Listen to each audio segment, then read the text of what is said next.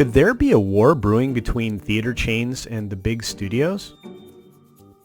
With a drastic change in our daily lives, is it possible that the studios might stop sending movies to theaters for release? Ladies and gentlemen, hiss and foes, welcome to the Culture Casino!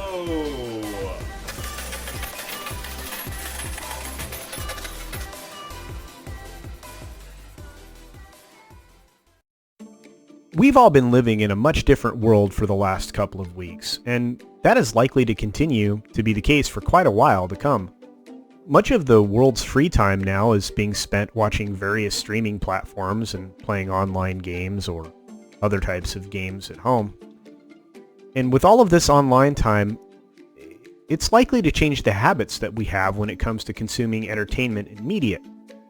The problem with that is that both Broadway-style theaters and cinemas are going to be aching for business.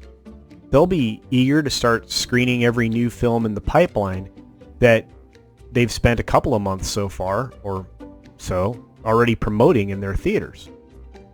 They're counting on that for a return to form so that they can make money. Let's enter a little-known story about a sharp quip that was made by John Fithian, for the National Association of Theater Owners.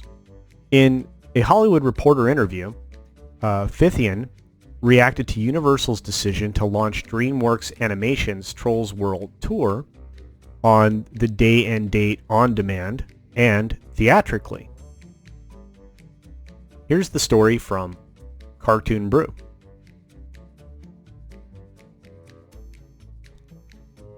In the Hollywood Reporter article, John Fithian, chief of the organization that represents the American theater owners, issued a veiled threat to Universal saying that exhibitors will not forget this. Fithian went on to say, with the exception of Universal, every studio has gone overboard to reassure exhibitors that the theatrical model works for them, and that they look forward to releasing their movies theatrically once the virus is done. And every one of those studios called their exhibition partners and talked through their plans for delayed release before they announced any of those. Only Universal on Trolls undermined the theatrical model, and Universal told no exhibitor about their plans until approximately 20 minutes before their announcement. Exhibitors know who their partners are, and every other studio has demonstrated true partnership and belief in the theatrical model during this time of crisis for all Americans, and indeed all moviegoers around the world. Now that's an interesting quote. Clearly, he threw some shade at Universal and said, exhibitors will not forget this. Of course they won't. But nobody's going to forget what's going on. And if there's an opportunity for these studios to yield some revenue when they have no theaters to release their films into, I don't know why you can blame them for moving forward on films that have been in the pipeline and ready to go on the day and date that they are supposed to release. But I'll continue on with the article. There's different ways to interpret Fithian's denunciation of Universal, and from where I'm sitting, it sounds more like desperation than anger. Theater owners are fighting tooth and nail to convince Hollywood studios to delay releasing their films until theaters reopen rather than to make them available earlier on a pay-per-view basis. That's because any crack in the dam, like Universal's Trolls release, threatens to upend the outdated theatrical business model, which is based on the principle of creating artificial scarcity for consumers. And honestly, that particular model, it works. I mean, your opportunity to see the Star Wars movie before anyone else was all about FOMO, fear of missing out. And I have to say that while it drove audiences to the first couple of films, it certainly didn't drive them to the last of the trilogy that Disney put together for Star Wars. And that trend has continued. You're not feeling that sense of FOMA anymore. Because we have a plethora of streaming options, we have all types of video delivery, and usually inside of a 90-day window of a theatrical release, we will see a video on demand option for nearly everything. In fact, with Sony Pictures and Disney both releasing films that were in the theater just a few weeks before the crisis occurred, onto video on demand, digital, and eventually onto their streaming services, I think you're going to see a lot more of that model where the studios want to get more of their revenue and are frustrated with sharing their percentages with the theater chain operators. So I don't think that at the end of the day we'll see a complete abandonment of theatrical releases for films, but I think they will only happen for event films.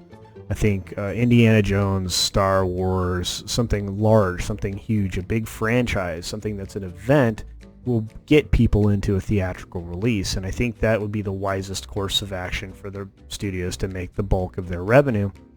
But at the same time, I can see an argument that for the middle of the road releases, you won't see studios release those films theatrically in the coming years.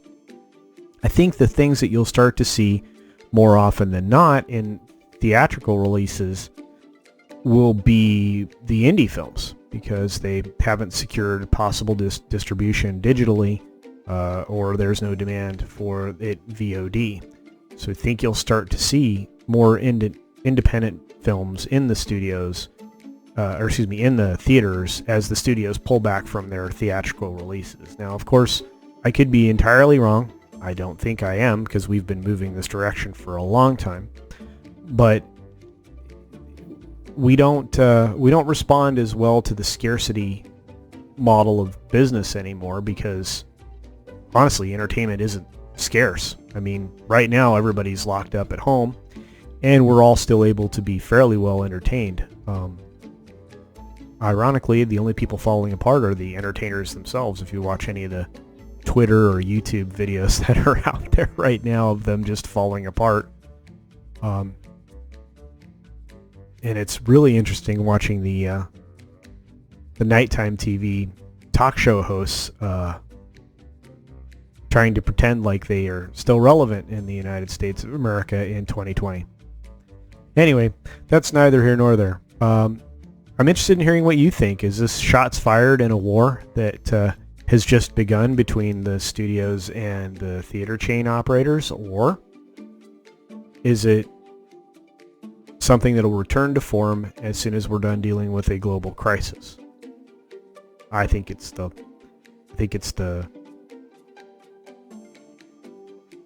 more likely that studios are going to push farther into VOD. But anyway, thanks so much for spending a few moments here today. I really appreciate it. Hopefully we start to see some more news along the entertainment lines, the pop culture lines that don't have to do with the destruction of things that we love and have known almost our entire lives.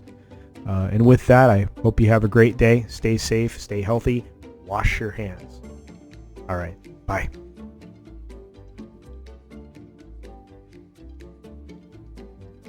Thanks for visiting today. Be sure you're subscribed and hit that for alerts. Yay! Of course, like and share all of the videos that you can, as it helps with the algorithm. Have a great day.